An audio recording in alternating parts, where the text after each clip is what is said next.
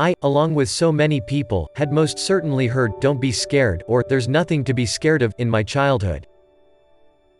Our parents wanted to convince us that we were in a safe environment, and as children, we wanted to live in our own little bubbles, the ones that contained everything wonderful and nothing scary. But we grow up and reality sets in, and we get scared of things before we quickly tell ourselves to grow up and stop being so scared. But alas, life isn't always that simple. Things scare us, and sometimes, only sometimes, are those things we fear a genuine threat. Other times, our fear occurs because of something entirely different, and these fears can become an overwhelming, even debilitating issue. Fear is the bear walking towards you. It is the angry dog that's been let off its leash. Fear is crossing the road without looking, or the sign that says, "Danger, do not enter." These fears are, in a nutshell, the ones we need to pay a little more attention to. They are the ones that help us live our days in the safest and happiest possible ways.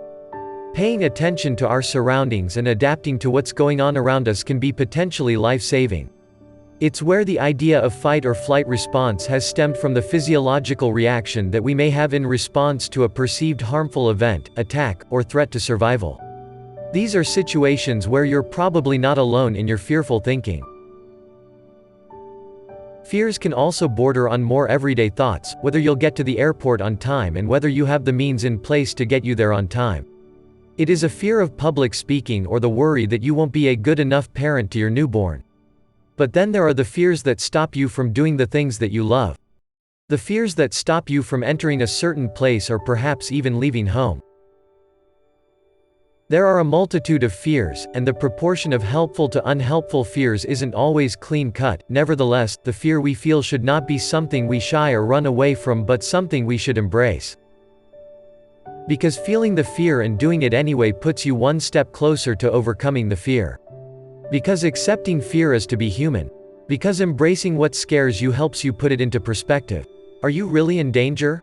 What's the worst that could happen? And what's the alternative to the worst? What's the very best thing that could happen? Because embracing your fear can lead you to wonderful places and open up opportunities. Because sometimes it's not entirely fear. Sometimes excitement and anticipation join the party. Because knowing it's fear allows you to control your fear. Own the fear, don't let the fear own you.